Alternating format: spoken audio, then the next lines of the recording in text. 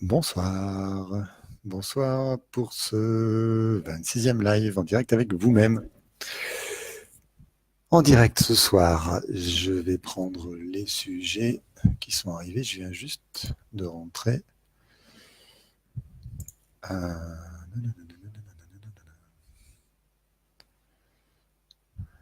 Donc, nous avons trois réponses ou trois propositions ce soir. C'est riche. Celle que j'ai vue qui a gagné le pompon ce soir, c'est celle de Caroline. Caroline Dolce-Caro qui a été validée, likée par Béatrice Gelin, Lydie Anémian et Sylvie CVY. Bonsoir, bonsoir, bonsoir. Béa, bonsoir Daniel, bonsoir Nathalie, bonsoir Brigue, bonsoir Maglali. Venez, venez, c'est ouvert. Appelez vos copains pour l'apéro, sortez vos bouteilles et vos claviers. Je vais donc attendre que Caroline ou Sylvie, CY, Béa est là aussi, donc ça peut commencer aussi par ça. Ce soir, on va parler des problèmes de poids.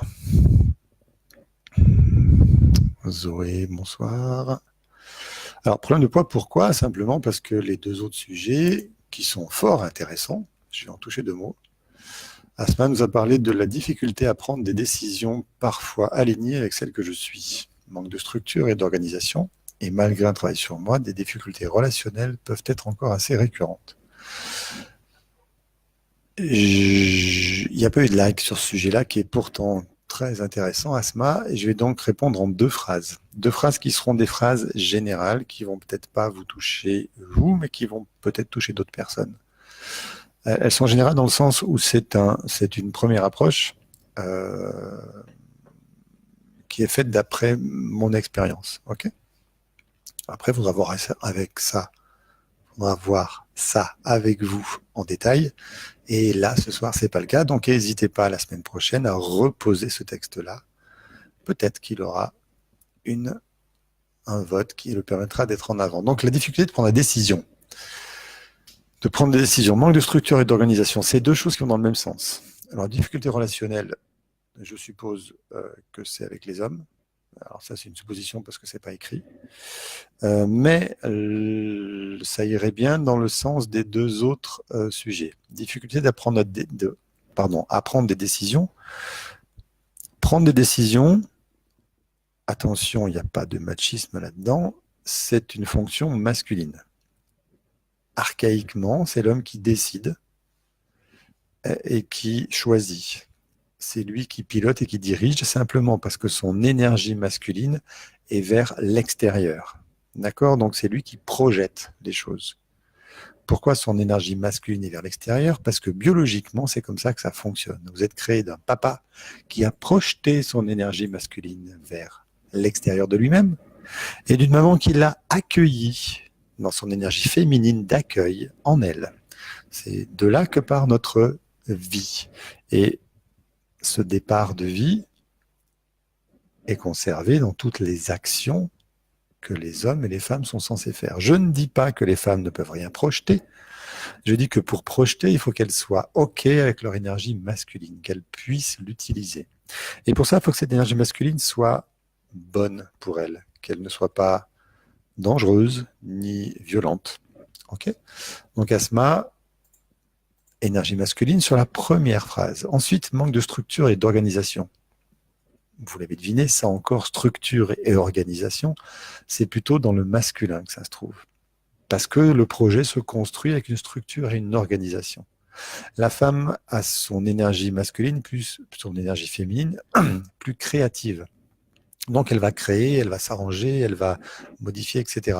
Ce qui veut dire que les hommes qui n'ont qu'une énergie masculine de structure et d'organisation sont perdus parce qu'ils ne peuvent pas s'adapter avec la souplesse de leur énergie féminine. Okay ?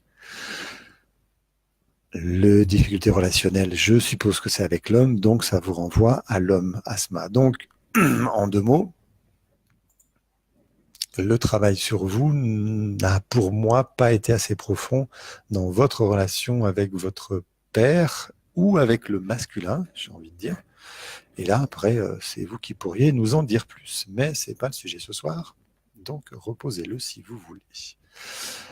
Mag Lali, morsure de tique fin mai 2015, début des symptômes en juillet et diagnostiqué l'hymne, exactement, système neuro atteint fulgurant en septembre. Là aussi, pas de like, donc pas choisi ce soir. La maladie de Lyme, selon moi, après c'est l'expérience que j'ai eue et qu'on retrouve bien sûr en hypothèse dans le décodage biologique, morsure de tique fin mai 2015. En fin mai 2015, comment vous vous sentez? Est-ce qu'il y a une hypothèse qu'on fait en décodage biologique? Est-ce qu'il y a un ressenti de « je suis bonne à rien », si ce n'est à nourrir les parasites? Je sers à rien. Donc une dévalorisation profonde. Et de là, le système neuronal atteint. Neuronal, pourquoi? Parce qu'encore une fois, ce système neuronal, c'est celui qui va projeter. On crée. Biologiquement, un mouvement n'est créé que s'il y a un influx neuronal qui va aller exciter un muscle. D'accord? Donc, on place le projet dans le nerf. Le nerf transporte le projet jusqu'au muscle qui va le transformer en action. Rappelez-vous, on a parlé plusieurs fois, le muscle, action égale puissance. Le projet atteint, les nerfs atteints, c'est du projet. Donc, si je ne sers à rien, si je n'ai aucune valeur à part celle de nourrir les parasites, ou peut-être même que vous êtes un parasite parce que vous habitez chez papa, chez maman, chez votre conjoint, je ne sais pas dans quelle mesure vous pouvez être parasite, Mag, mais c'est peut-être ce ressenti-là qui est ressorti à travers cette maladie et ces symptômes-là. Donc, je vous invite à éviter cette période avec ce regard-là. Ok, Caroline, Sylvie et compagnie. Ouais, beaucoup de monde qui est arrivé. Sylvie, Samo, Muriel, Lydie, bonsoir. Caroline, bonsoir. Fabrice, Caroline Del Secaro est là. Bonsoir à vous. Hélène. Ah oui, j'ai pourtant liké le sujet d'asthma. Je n'ai pas dû le faire où il fallait. Effectivement, asthma, désolé. Donc, Muriel, bonsoir à tous. Ghislaine, choc émotionnel, très fatigué. Choc émotionnel dans quelle tonalité? Laurence, Marietta, bonsoir. Magali, est-ce que ça parle ce que je viens de dire sur la maladie de Lyme? Et Asma, est-ce que ça parle ce que je viens de dire sur votre sujet à vous? Juste deux petits commentaires pour confirmer, infirmer l'hypothèse en claquant des doigts, qui n'est donc qu'une hypothèse et qui demande d'être vérifiée avec vous. Bien. Caroline. Alors, Caroline, j'ai dit qui aussi? Sylvie CVY, Béa Gelin et Lydie Anémian. Si vous êtes là, et toutes les autres, Brigitte, bonsoir, si vous êtes là, vous allez pouvoir répondre toutes à la même question. Spontanément, sans réfléchir, inconsciemment, vous allez faire le test chez vous dans votre tête. Pardon.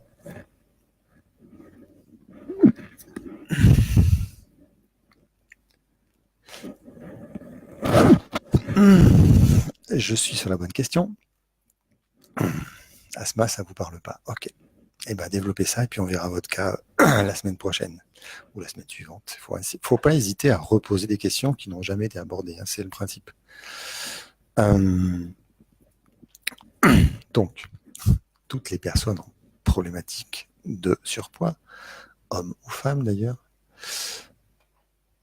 combien, spontanément, les yeux fermés, faites-le chez vous, fermez vos yeux et répondez à cette question spontanément. Le chiffre qui s'allume dans votre tête, le nombre qui s'allume dans votre tête, c'est combien de kilos vous aviez à perdre? 25, 12, 6, 4, 32, etc. et vous notez ce nombre quelque part. Parce que ça peut avoir un sens. Merci. Je vais donner en tant que coup échec sur moi. Ok, Mike, pareil, il faut reposer le sujet parce que je ne vois pas le lien entre le jeune qui venait de partir et le reste. On reste sur le surpoids.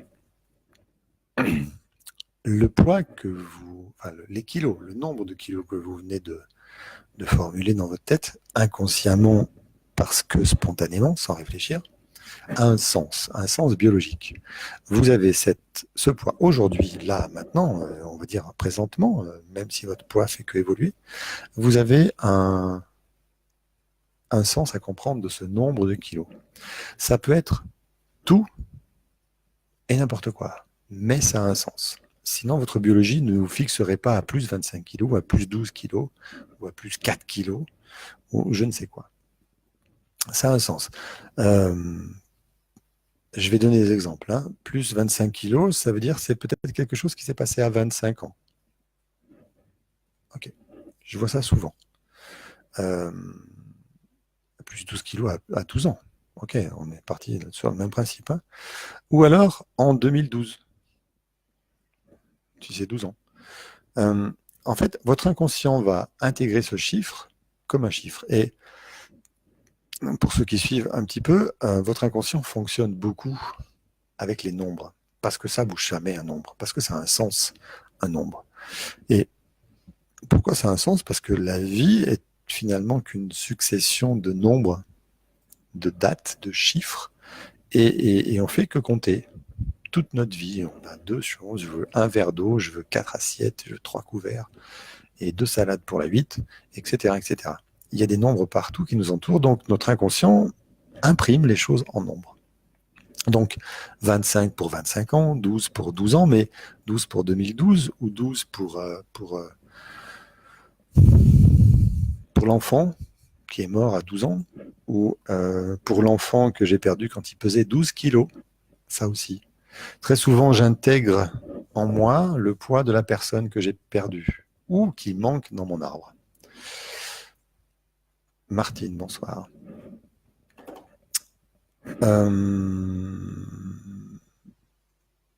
Je vais vous poser des questions aussi. Le surpoids en décodage biologique, on l'aborde d'une façon un petit peu particulière. Le surpoids, c'est une somme de conflits, en fait. Les gens qui font du surpoids répondent à une somme de conflits par un surpoids. D'accord ? C'est-à-dire que ce conflit-là, plus celui-ci, plus l'autre, égale surpoids. Mais dans cette somme de conflits, il y a des conflits principaux sur lesquels il est intéressant de travailler avant tout le reste, parce qu'en travaillant avant tout le reste sur ces conflits principaux, vous allez déverrouiller la voûte. Vous savez, sur les portes dans les châteaux, il y avait une voûte et une clé de voûte, la pierre qui tient toute la voûte. En fait, par son simple poids, sa simple présence, pouf, ça cale la voûte et ça ne bouge plus. Eh bien, le but en décodage biologique, c'est trouver la clé de voûte, c'est trouver le conflit qui déverrouille tout le reste. Et malheureusement, on cherche parfois longtemps avant de trouver ce conflit-là. Et j'ai eu pas mal de gens qui travaillaient en surpoids et ont passé à côté du conflit longtemps avant de tomber dessus, puisqu'il n'y a pas d'autre mystère, et de le dépasser. Alors ce conflit verrouillant, il est important, soit, mais il faut aussi que les autres conflits soient déverrouillés. Donc, que les autres conflits soient déverrouillés, il faut les identifier. Donc, ce que je vais vous proposer ce soir, c'est une liste de questions auxquelles vous allez répondre chez vous, parce que cette liste de questions, elle a été déterminée comme déterminante dans les problèmes de surpoids. C'est-à-dire qu'on s'est aperçu que les gens qui répondaient, alors dans un sens ou dans l'autre, hein, je vais vous donner tout ça, à ces problèmes de surpoids, à ces questions-là, pardon, vivaient des conflits qu'on pouvait travailler en décodage biologique pour désamorcer le surpoids. L'idée, c'est de désamorcer le surpoids. L'idée, dans l'explication de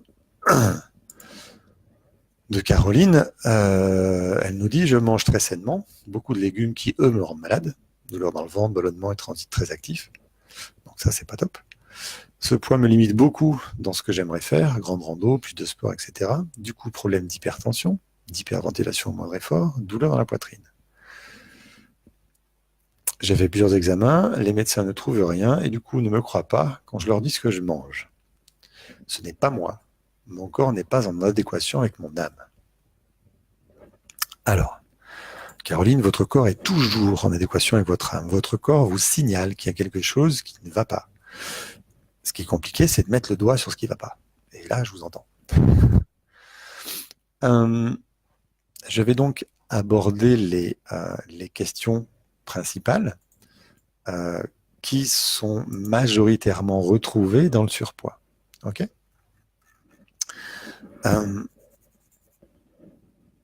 Il y a 3 réponses possibles à la phrase que je vais vous dire, que je vais vous faire prononcer dans votre tête. D'accord ? 3 réponses possibles. Alors, la réponse est le ressenti possible. C'est-à-dire, je ne suis pas concerné par ça. Cette phrase, quand vous allez la prononcer, vous allez sentir dans votre corps, ça ne me concerne pas. Ou alors, je le pense souvent, ou j'y pense souvent, ou je le pense souvent, d'accord ? Je le pense. Et puis d'autres fois, ça va être, je le ressens vraiment. Quand vous le ressentez vraiment, c'est un conflit qu'on va avoir à travailler pour désamorcer votre surpoids. Est-ce que c'est le conflit clé ? On n'en sait rien. Mais en tout cas, on va pouvoir identifier ça.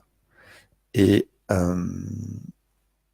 c'est le décodage biologique et surtout une collègue, Pascal Denis-Dagna, qui a mis au point ce questionnaire pour arriver à valider la liste des conflits pour nous donner des pistes à aller travailler plus précisément. Après, chaque conflit est possible d'être déverrouillé par X méthodes, et j'en applique certaines, et les autres impliquent d'autres. On a chacun sa caisse à outils. Donc, je vais vous poser la question souvent. Pardon. Pas souvent. Je vais poser la question qu'une seule fois, pas souvent. Hein. C'est pas souvent le mot. Donc, question évidemment qui va vous paraître évidente. On est en décodage biologique là, hein, c'est-à-dire que votre biologie va répondre à votre conflit émotionnel. Si vous fermez les yeux et si vous vous posez la question, ou si vous prononcez la phrase dans votre tête, j'ai peur de manquer. Ça vous concerne ? Vous le pensez souvent ou vous le ressentez vraiment ? Ok. Le manque, c'est quelque chose qui fait se remplir. C'est une phrase qui va être parlante pour les gens qui n'arrivent pas à contrôler leur nourriture. On ne parle pas de Caroline, on est d'accord ? Enfin, du cas de Caroline.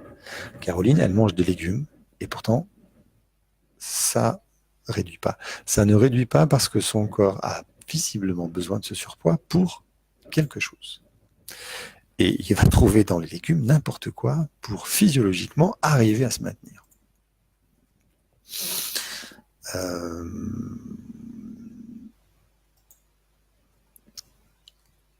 Vous savez, quand on fait du surpoids, c'est des cellules graisseuses qui sont, on va dire, ouvertes et qui vont stocker plus qu'elles devraient.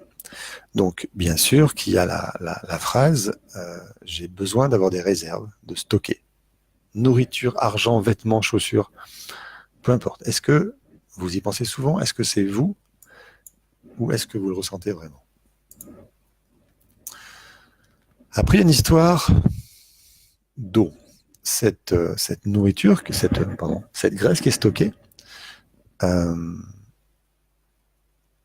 cette cellulite, c'est de l'eau, globalement. Hein, c'est quand on gonfle, alors c'est pas que de l'eau, d'accord, mais elle est beaucoup liquide. Et on parle d'histoire de repères.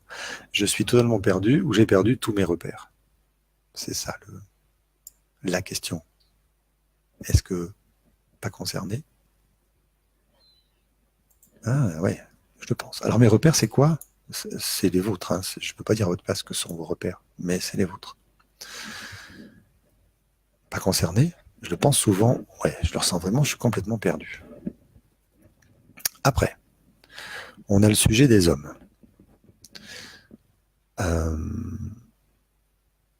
Les hommes peuvent être agressifs pour les femmes, j'entends, mais pour les hommes aussi.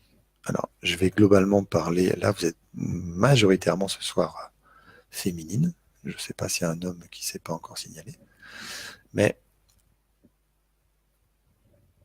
on peut avoir besoin de se protéger des hommes. Donc si vous avez besoin d'être protégé, si vous avez besoin de votre carapace, si vous avez peur d'être abusé, c'est une protection physique. La graisse vous fait une protection physique. Elle peut vous faire aussi une protection esthétique. C'est-à-dire que je vais cacher mes formes féminines désirables sous un amas de graisse de façon à ne pas être désirable. Parce que si je suis désirable, j'ai peur d'être violé. Ça, c'est clair. Et ce qui est moins clair et qu'on retrouve parfois, si je suis désirable, je vais être attirante. Les hommes vont venir à moi et j'ai peur de ne pas savoir dire non et de tromper mon conjoint. Mais là, on est plus dans la peur du désir de l'autre. Ok ? Se camoufler, c'est se mettre à l'abri de tout le désir de tout le monde. Et là, ça vient avec la peur des hommes. Alors, des hommes, des autres, et aussi la confiance. On peut faire ça. Est-ce qu'il y a des gens qui se reconnaissent déjà dans ces quelques points qu'on vient d'évoquer? Il y en a plein, hein. Ok, mais juste déjà là, est-ce que ça vous parle? Si ça vous parle, si vous le ressentez vraiment, ok, et ben ça fera des sujets à travailler. Après, encore une fois, lequel à travailler en priorité, je ne sais pas. Même si vous arrivez en disant ouais, ça je le ressens vraiment, ça aussi, ça aussi, ça aussi, on va devoir travailler ce qui va être le plus fort dans vos ressentis les plus forts. Est-ce que ça va être pour autant? Je ne sais pas.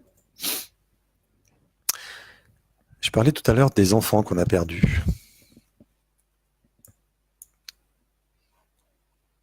Muriel nous dit c'est clair, ne plus être dans le désir pour ne plus souffrir d'une rupture. Voilà, ça c'est exactement ça. Si vous vous coupez du désir, vous vous coupez des relations, donc des risques de souffrir. Parfait. Donc dans ce cas-là, allez travailler la source. Le risque de souffrir. Pourquoi une relation impliquerait automatiquement de la souffrance? Encore une fois, parce que potentiellement dans votre histoire, vous avez traversé beaucoup de souffrance dans les relations. Et les premières relations qui impliquent de la souffrance, je ne vous fais pas un dessin, vous savez d'où elles viennent. Donc je parlais j'ai peur de perdre mes petits. J'ai peur de perdre un être cher. Je veux les garder avec moi, mes petits, mon être cher. Il y a souvent des femmes qui ont une peur irraisonnée de perdre leurs enfants. Et pour ne pas les perdre, elles les intègrent en eux. Hop là. J'ai peur de perdre ou d'abandonner mes petits, hein, c'est la même chose. Alors, il y a aussi une histoire, il y a souvent, très très très souvent, j'ai trouvé des histoires transgénérationnelles. J'ai peur de la mort. J'ai peur d'être maigre comme un cadavre. Parce qu'a priori, les cadavres, c'est maigre. Chez certaines personnes. J'ai peur de mourir parce que... Alors, j'ai peur de maigrir parce que c'est comme mourir, ça aussi, on trouve. Okay. Il peut y avoir là-dedans, j'ai peur de perdre mes petits, j'ai peur de la mort, j'ai peur de perdre un être cher, j'ai peur d'être mec comme un cadavre, d'abandonner mes petits, mes enfants, hein, ça veut dire. Il peut y avoir une histoire transgénérationnelle qui ressort. C'est-à-dire que vous portez l'histoire de quelqu'un qui a perdu ses petits, qui est mort, qui a abandonné ses enfants, ou qui a perdu un être cher, etc., etc. Bien. Ensuite, il y a la grande phrase « Je dois être forte ». Qui est-ce qui prononce pas ça en surpoids? Normalement, à peu près tout le monde. Je dois être forte. Parce que en France, oui, oui, bien sûr, Hélène, ça peut être aussi par l'autorité familiale. Bonsoir, Marima. En France, je dois être forte. On parle des personnes fortes. Donc, si je dois être forte pour des raisons X, Y ou Z, ma biologie, elle me rend forte. Mais à quel moment j'ai dû être forte et je n'ai pas lâché le conflit, c'est là que ça devient intéressant. Parce que si vous lâchez le conflit, ça veut dire que plus besoin d'être forte. Donc, plus besoin d'être en surpoids. Donc, on va remonter à la source du conflit. Asma, je ne suis pas en surpoids, est-ce que ça peut m'intéresser quand même? Oui, certaines questions. En fait, ce questionnaire, il est valable pour tout le monde parce qu'il va révéler en fait quel conflit on porte. Et il m'est arrivé de l'utiliser plusieurs fois avec des personnes qui visiblement allaient bien, tout allait bien dans leur vie, et elles avaient des problèmes quand même. Donc pour identifier d'où ça venait, parce que leur problématique ne correspondait pas à ce qu'on connaissait en décodage, j'ai déroulé ce genre de conflit. Et là-dedans, dans ces phrases prononcées, ben voilà. Ah.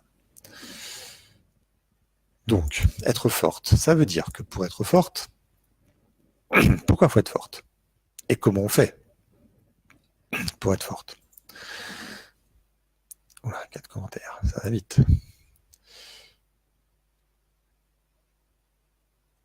Oh, tu l'as vécu, tes émotions en parlaient. Bonsoir Cécile, je ne sais pas de quoi vous parlez. Est-ce que c'est le même mécanisme chez les enfants? Oui. Voilà, Marema, je suis fine et je le vis très mal. Ça aussi, ça peut correspondre. Alors, on parle des problèmes de poids, sur ou sous-poids, c'est la même raison. D'accord? Donc, répondez aux mêmes questions et potentiellement, vous aurez des pistes pour travailler. Donc, pour être forte, qu'est-ce qu'une personne forte? C'est une personne... Tiens, allez. Vous allez me dire, qu'est-ce qu'une personne forte? Je vous écoute, enfin, je vous lis. Une personne forte, pour vous, c'est quoi? Voilà, Muriel, quand tu dois être forte pour deux, quand le conjoint quitte le navire. Alors, pas seulement parce qu'il quitte le navire, mais peut-être parce qu'il est faible. Peut-être parce que vous avez choisi un homme qui n'assume pas son rôle d'homme et qui vous aide pas et qui vous soutient pas, qui prend pas sa part du travail. D'accord? Et là, il faut être forte pour deux. Mais globalement, vous avez choisi ce genre d'homme parce que votre histoire avec les hommes fait que vous êtes de toute façon abandonné. Donc, les hommes, on ne peut pas compter dessus. Donc, vous allez prendre un homme sur qui on ne peut pas compter juste pour vous rendre importante. Importante, puissante, forte. Sur quoi? En quoi une personne doit être forte? Comment elle peut être forte? Je vous écoute, enfin je vous lis. Comment on est fort? De quelle façon? À quoi ça vous fait penser? Je dois être forte. Je dois être forte pourquoi? Dans quelles conditions? Etc. etc.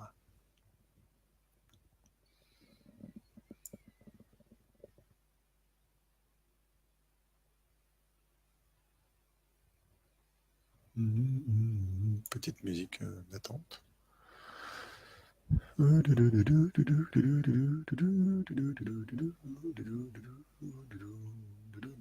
dois être forte. Qu'est-ce que ça veut dire pour moi? Je dois être forte. Ah, première réponse arrive. On doit rester forte pour nous et nos valeurs. Oui, mais ça veut dire quoi rester forte? Comment ça s'applique dans la vie? Qu'est-ce que ça sous-entend de rester forte? Comment les autres vont savoir que vous êtes forte sur tout ça?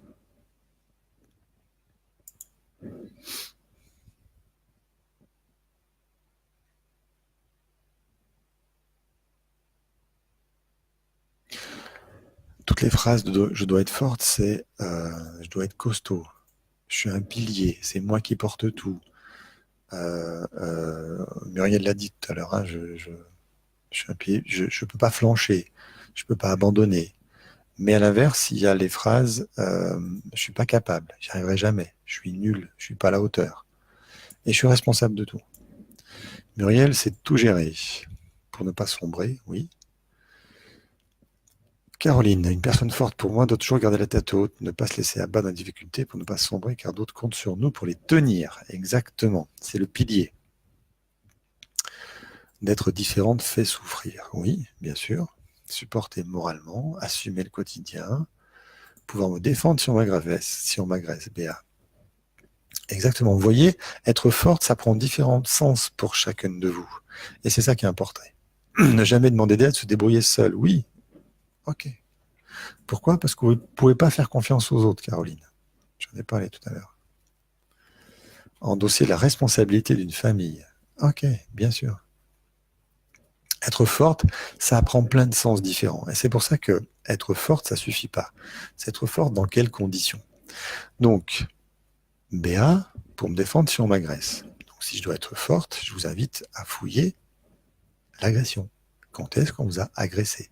Physiquement, sexuellement, moralement, psychiquement, quand est-ce qu'on vous a agressé?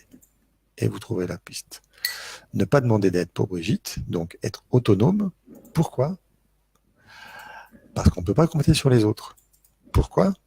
Parce qu'on a été abandonné. Donc, on doit être forte pour contrer le conflit d'abandon.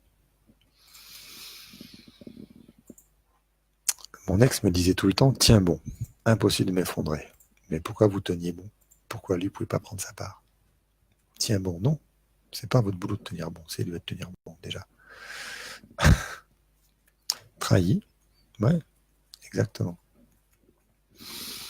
Bien, bien, bien, on commence à avoir des réponses. Vous voyez que être forte, c'est super important et que généralement, mais alors très généralement, mais très particulièrement, toutes les femmes fortes qui sont venues travailler avec moi avaient cette chose de je suis un pilier pour les autres, je ne dois pas m'effondrer. Il y a aussi, allez, il y a aussi deux mots là qui sont importants. Une femme forte, qu'est-ce qu'elle est?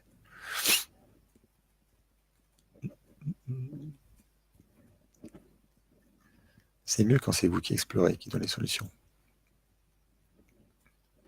Une femme forte, qu'est-ce qu'elle est? Qu'est-ce qu'elle fait?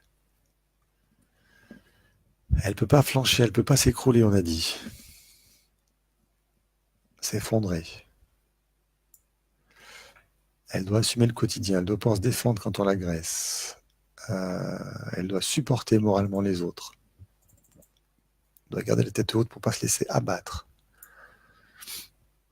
J'arrive pas à voir le titre de ce soir, mais pourtant il est dans le texte. Donc, mais il faut lire le titre. C'est le titre de l'émission. Les problèmes de poids, Stéphanie. Je ne peux pas vous faire mieux. La plus merveilleuse des femmes est authentique. Une femme forte, elle assume seule, oui. Mais pourquoi elle assume seule?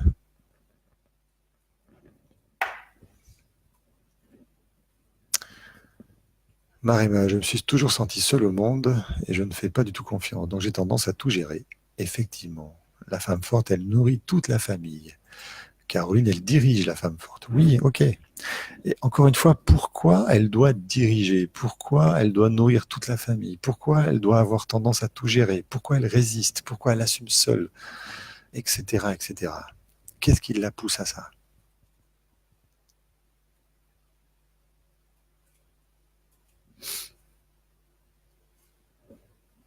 Quelles sont les potentielles raisons qui vous poussent, mesdames?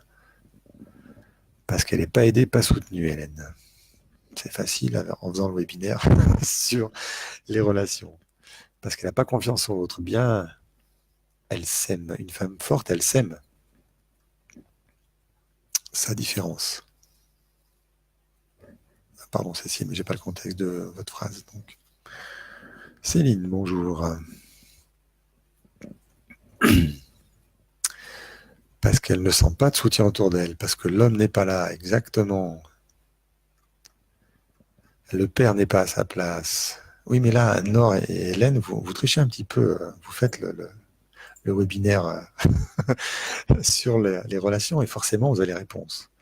Non, c'est bien, je plaisante. La femme donne l'amour. Oui. Et la survie, la peur. Bien, Asma. Il faut être forte parce qu'on a peur. Peur de quoi? Après, c'est chacun son histoire.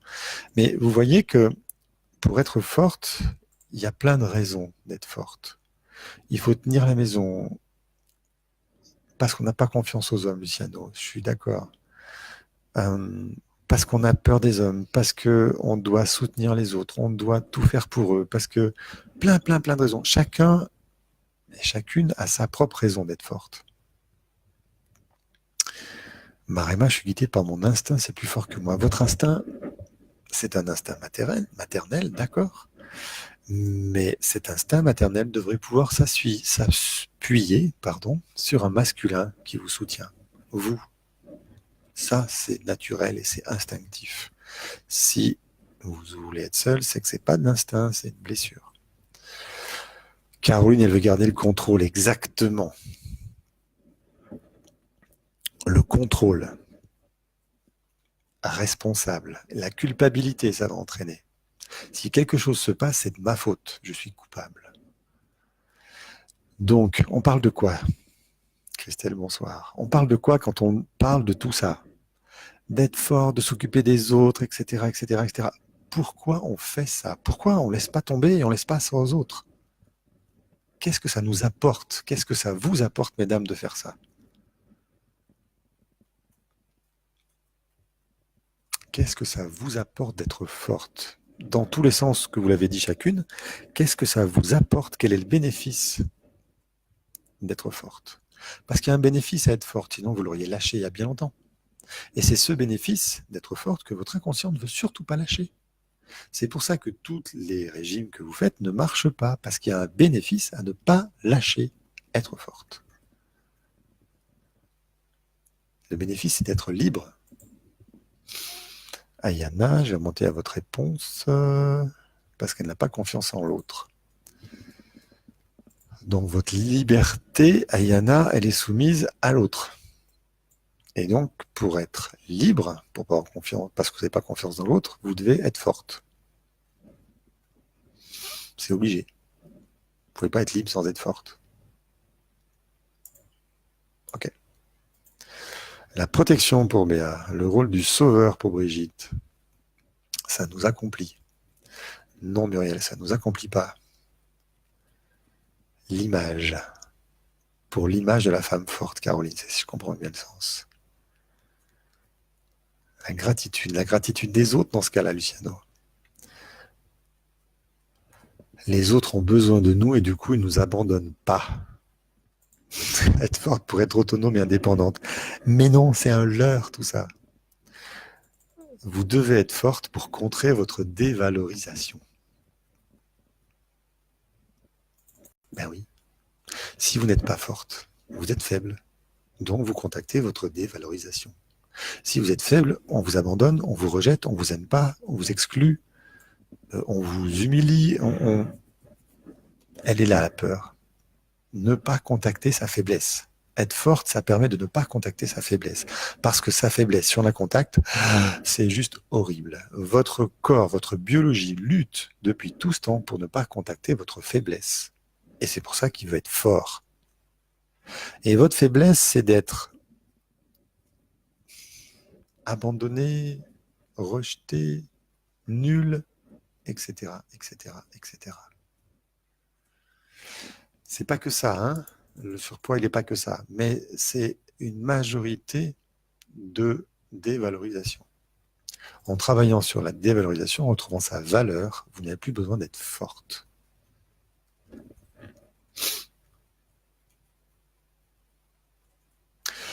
Donc, les sauveurs, les sauveuses sont souvent fortes.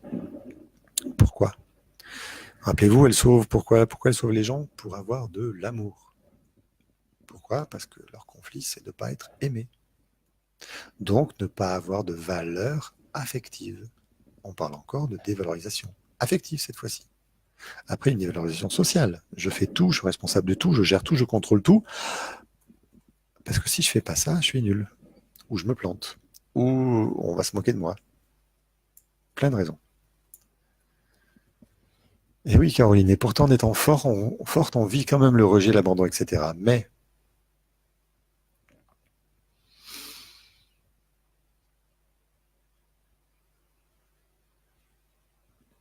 c'est moins pire. C'est un rejet de notre corps. C'est pas un rejet de nous. Ah, donc c'est moins pire. Donc vaut mieux être rejeté pour son corps, pour rejeter pour ce qu'on est à l'intérieur. On choisit la solution la moins pire. Muriel, oui c'est vrai, j'ai été forte pour ne pas être jugée nulle. Bingo. C'est globalement les... Oui, le surpoids amène... Alors, Caroline, je répète ma réponse parce que c'est intéressant de l'entendre plusieurs fois. Vous dites, le surpoids amène souvent cette dévalorisation. Oui, mais c'est la conséquence secondaire d'une dévalorisation esthétique. C'est pas une dévalorisation profonde de ce que je suis. C'est juste mon corps. Moi, à l'intérieur, je suis différente. Et comme je suis protégé symboliquement par cette couche, bon, ça va. Je choisis ça, c'est moins pire. Vaut mieux qu'on se moque de moi pour mon corps que pour ce que je suis intérieurement, parce que moi, je suis nul à l'intérieur, et que peut-être me cacher derrière mon surpoids, bah, c'est moins pire, en fait.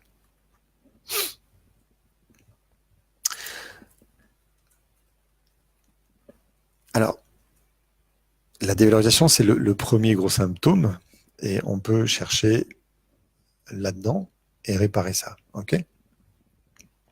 Toujours avec les mêmes choses. Trouver d'où vient la dévalorisation, pardon, et réparer avec des outils thérapeutiques adaptés cette dévalorisation, d'où qu'elle vienne.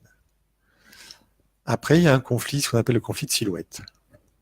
Je ne me supporte pas, je me trouve moche, etc., etc. Ça, c'est une des premières choses que vous avez à débrancher si vous avez ce type de conflit. Le conflit de silhouette, c'est un conflit autoprogrammant. Je m'explique. Quand vous vous trouvez moche, quand vous vous dégoûtez, vous activez une partie de vos systèmes digestifs. Dans le pancréas, il y a le liquide pancréatique qui est sécrété pour vous aider à digérer. D'accord ? Quand vous avez ingéré quelque chose qui n'est pas bon pour vous, que ça a dépassé votre estomac, que c'est déjà dans vos intestins, votre intérêt émotionnel, c'est de l'évacuer au plus vite. Donc, qu'il soit digéré le plus vite possible. Donc, vous activez les sucs pancréatiques. Et donc, vous augmentez la capacité de votre estomac à dissoudre tout ce qu'il y a, donc être absorbé plus facilement. Si vous l'absorbez plus facilement, vous faites plus facilement du stock. Donc, plus vous vous dégoûtez, plus vous allez digérer rapidement, plus vous allez manger pour remplir. Et puis, vous avez une occasion de faire du stock. D'accord ? Donc, la première chose à faire en cas de conflit de surpoids, conflit de silhouette, c'est vous couper des miroirs. C'est bête, très bête comme solution, mais cachez vos miroirs chez vous. Ne vous regardez plus, parce que c'est votre regard sur vous dans un miroir qui est déformé. Très souvent, quand on fait le test au cabinet, de dessiner ou de montrer à l'aide d'un mètre à ruban son tour de taille, par exemple, tiens, bah, mon tour de taille, il fait comment ? Bah, il est gros comme ça. Quand les gens s'appliquent sur eux, bah non, c'est vachement exagéré, parce que leur image d'eux est exagérée. Donc, moins vous voyez, moins vous activez ce conflit de silhouette, et moins vous, biologiquement, attention, moins vous avez faim, et moins vous mangez. Donc, moins vous alimentez votre système. Vous êtes en train de le suralimenter.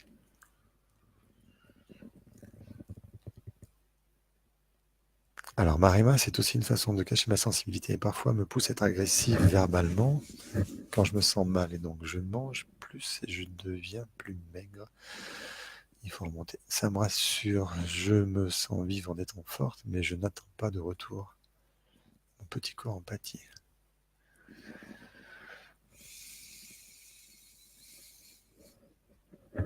Je suis pas. Pardon. Trop de sujets à la fois. J'ai passé ce cap, mais j'ai encore plein de problématiques. Pouvez-vous me donner la prochaine date des webinaires ? De quel webinaire vous parlez, Asma? Je veux bien vous répondre, mais il faut me préciser quel webinaire. Donc, Marema, la façon de cacher la sensibilité, c'est d'être forte. Ok. Pourquoi cacher votre sensibilité? C'est quoi le but? Quel sens ça a de cacher la sensibilité? Qu'est-ce que vous gagnez? Vous pouvez cacher votre sensibilité de plein de façons différentes. Certaines le cachent par le surpoids. Je vous pose des questions et j'avance. Donc, ce conflit de silhouette, j'aime pas en image, je suis gros, je m'aime pas. Et il y a aussi, je ne peux pas être aimé, je ne suis pas aimable. Là, ça renvoie à...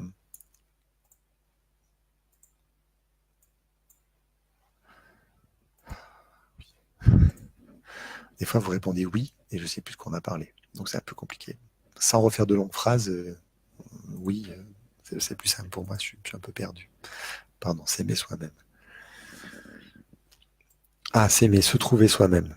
Le prochain webinaire, le prochain webinaire sera à la fin de celui qui est en cours. C'est-à-dire, je crois que je termine fin avril le webinaire. Les webinaires. Je suis maigre et je déteste mon corps. Conflit de silhouette aussi, mais pas pour faire grossir, pour éliminer ce corps. Vous détestez votre corps. Quand vous détestez votre corps, vous ne l'aimez pas, vous ne voulez pas le voir, vous le mettez loin, d'accord? La seule façon de moins le voir, c'est de le réduire en termes de volume. Je veux plus te voir, je réduis mon volume. Aimez-le, choyez-le, occupez-vous de lui, et peut-être qu'il reprendra de l'ampleur. Mais c'est encore une histoire juste sur le conflit de silhouette. C'est pas toutes les réponses, ok? C'est très succinct ce soir. On survole vraiment toutes les raisons.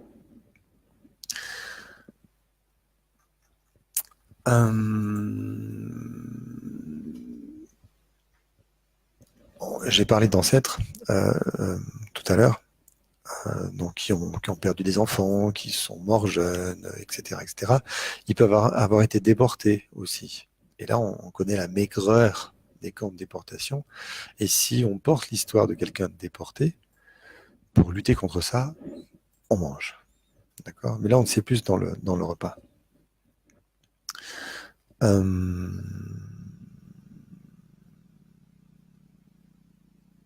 Mort de froid. J'ai pas trouvé ça souvent. Mais la graisse, ça protège du froid aussi.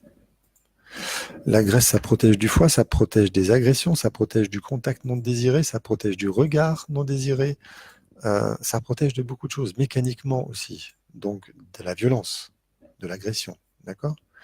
La graisse, ça a plein de fonctions, et chacun peut trouver ça ou ses fonctions dans cette graisse-là. La graisse que vous portez, c'est un bénéfice. D'accord? Mettez-vous ça dans la tête, c'est un bénéfice. Il faut juste comprendre pourquoi j'ai un bénéfice à garder cette graisse, de quoi ça me protège, qu'est-ce que ça me permet de ne pas contacter, d'aller contacter ça en thérapie, de régler ça pour que là, il n'y ait plus besoin biologique de graisse. Ok? Les gens qui perdent du poids en thérapie vont perdre du poids sans rien faire, sans changer leur façon de manger. Juste parce qu'ils ont réglé leur problème émotionnel. Là, on fait un décodage émotionnel des problèmes de poids.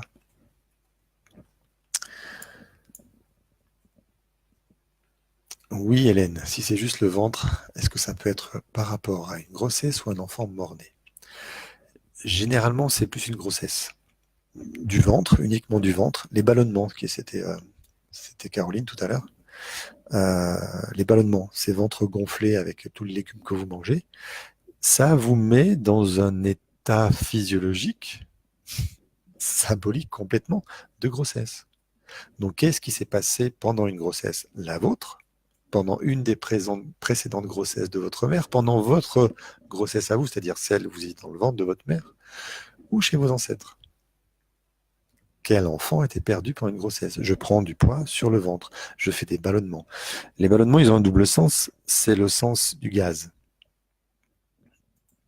Un mort en putréfaction, ça relâche du gaz, ok, du méthane, au final. Hein. Avant, il y a plein d'autres choses. Et ce gaz, dans votre ventre, ben c'est ça parle des morts en putréfaction, parce que ça ne sent pas très bon, les gaz. Et si c'est juste la culotte de cheval, par exemple, c'est la protection, très souvent, hein, de l'agression, on va dire, plus sexuelle, parce que ça protège vos fesses et vos cuisses. Donc, voyez s'il n'y a pas ce besoin de protection, de ne pas être trop séduisante ou trop touchée, ou une protection d'un abus que vous avez réellement porté vous, ou que vous portez de par vos ancêtres. Maremma, j'aimerais bien avoir un peu plus de graisse. Il y en a certaines qui aimeraient bien s'en séparer un petit peu plus, mais tout le monde ne peut pas faire des échanges comme il a envie, c'est pas eBay. Pour avoir un peu plus de graisse, il faut accepter de prendre plus de place, peut-être, d'être plus vu. Beaucoup, une immense majorité des personnes que j'ai vues n'avaient pas de place dans leur famille, dans leur société, dans leur entreprise, n'avaient pas de place. Du surpoids, je prends toute la place et on me voit. On me voit pas, on me calcule pas, on me considère pas. Tout ça, c'est des phrases que les enfants ont prononcées, qui, devenus adultes, sont en surpoids pour prendre de la place. Et Maremma, l'inverse. Je me cache. Je me fais toute petite pour pas qu'on me voie, parce que je dois être discrète. Pour les mêmes raisons. Si je ne suis pas discrète, je vais me faire remarquer, je vais me faire battre, je vais me faire violer, je vais me faire attaquer, je vais... Pourquoi c'est important de ne pas se faire voir?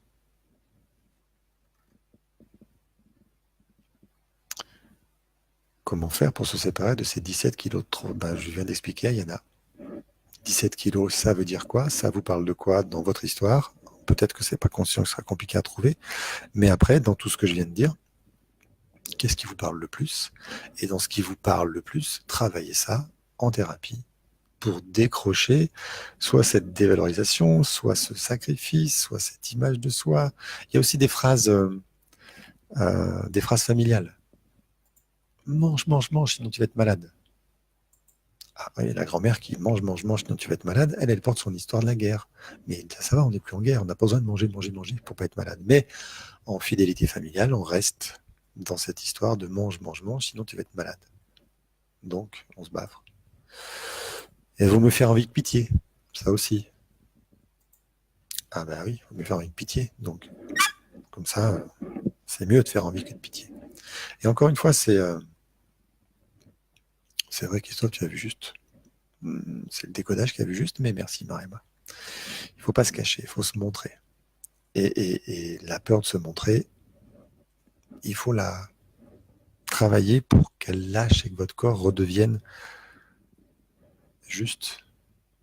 Je ne vais pas dire que tout le monde va grossir ou tout le monde va maigrir, non, mais chacun va trouver son vrai poids. En tout cas, un poids en adéquation avec son alimentation et avec sa physiologie normale. Il y a des femmes qui ont une charpente osseuse très très costaud, qui vont jamais peser 60 kilos. Surtout si elles font 1m80. C'est normal. Et puis il y a des femmes qui ont une charpente osseuse très très fine qui vont pouvoir peser le poids qu'elles doivent peser. Après, bon, chacun son chemin. Donc, 55 minutes, j'ai encore dépassé. Je suis désolé, je vous tiens plus longtemps que je promets. Tout ça, c'est un premier survol des problèmes de poids. J'espère que ça a ouvert des portes chez vous et que vous allez pouvoir enfoncer ces portes ouvertes et aller travailler ces problèmes-là. D'accord? De la façon que vous voulez, de la façon qui vous plaît. C'est à vous de voir. Je suis là pour vous ouvrir des portes et pour que vous empruntiez le meilleur chemin pour vous. Mais avoir conscience de pourquoi inconsciemment ma biologie réagit de cette façon-là, C'est déjà un premier pas de fait. Donc, si j'ai pu éclairer vos lanternes, c'est avec plaisir. Ayana, est-ce que l'hypnose serait adaptée pour maigrir? Je ne sais pas. Je ne sais pas, Ayana, si l'hypnose est adaptée pour maigrir. Je ne pratique pas de cette façon-là. Donc, pour moi, notre conscient, cerveau conscient, a besoin. Alors, c'est peut-être ma construction à moi, attention. Hein, notre cerveau conscient a besoin de comprendre ce qui se passe. J'ai été formé en hypnose thérapeutique. Je sais faire l'hypnose thérapeutique. Et pourtant, je n'utilise pas vraiment en tant qu'hypnose. C'est-à-dire que euh, pour moi, quand j'ai fait des séances d'hypnose, j'en ai subi, pratiqué, reçu quelques-unes. Okay, je suis pas là, je me souviens plus de rien et je me réveille. Ok, c'est bon, c'est réglé. Et c'est quoi qui est réglé? Ben, j'ai trouvé des trucs et je les ai réparés. Ah, bah ouais, mais moi, mon conscient, il n'a rien vu, il n'a rien entendu. Et comme il était assez fort, et ben, ça marche pas. Ou si ça marche un temps, mais ça revient. Parce que mon conscient n'a pas compris que c'était terminé. Donc il continue à agir comme avant. Et il remet les conflits en place. Donc pour moi, le travail en hypnose, il est bien pour ceux qui acceptent complètement de rien maîtriser. Je n'en connais pas beaucoup. Mais ça marche. Luciano, c'est problématique que ce rapporte aussi bien aux hommes qu'aux femmes, ou le surpoids chez les hommes peut-il évidemment d'autres traumas. Le surpoids chez les hommes, j'en ai pas traité beaucoup, mais souvent c'est la dévalorisation, Luciano. Après, on trouve ça très souvent chez beaucoup de monde, mais c'est pas que. Donc là, c'est une généralité, il faudrait pouvoir creuser. Très intéressant, mais comment s'y prendre pour un enfant, Caroline? Alors, si c'est un enfant petit, si c'est votre enfant petit, je vais travailler sur vous, dans votre histoire, pour que vous changiez votre émotion que votre enfant ne fait que biologiser.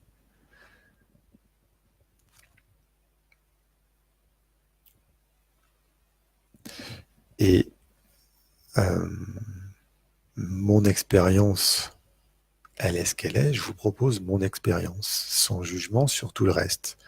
Vous avez peut-être des techniques, vous avez peut-être des pratiques que je ne connais pas, je ne connais que la mienne. Ok. Donc, si des choses vous ont choqué dans ce que j'ai dit, n'hésitez pas à vous manifester, c'est complètement ok. Là, ce soir, dans ce live, je ne parle que de ce que je connais et que de ce que j'ai pratiqué. Voilà, en toute humilité. Merci. Merci à vous. Merci pour votre participation surtout. Très intense ce soir. Et je vous attends pour le prochain live avec vous-même. Je vais encore une fois poster l'événement que dans le week-end ou avant le week-end pour pas perdre trop le fil. Mais peut-être j'essaierai là. Oh, Caroline, c'est important ça ce que vous dites. Vous avez mis en lumière certaines choses chez moi. J'ai même eu des larmes. Quand vous avez eu les larmes, c'est qu'on était sur le bon sujet. Notez ces sujets-là. D'accord? Si vous les notez, vous pouvez les travailler en priorité. C'est très important.